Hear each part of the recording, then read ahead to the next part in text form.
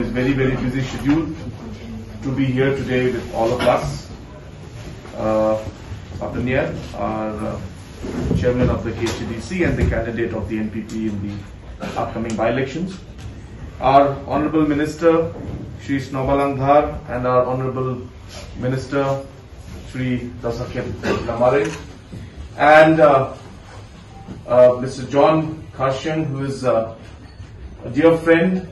Just want to express that we are really happy to have you here.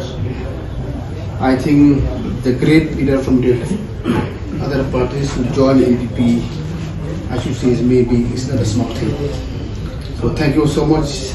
I think you is an example for the other. Who is also the chairman who is chairing this program.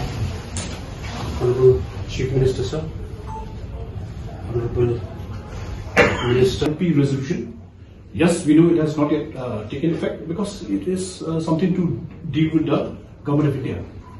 But be as it may, this is also another aspect which I felt, that the party has heard the aspiration of the people.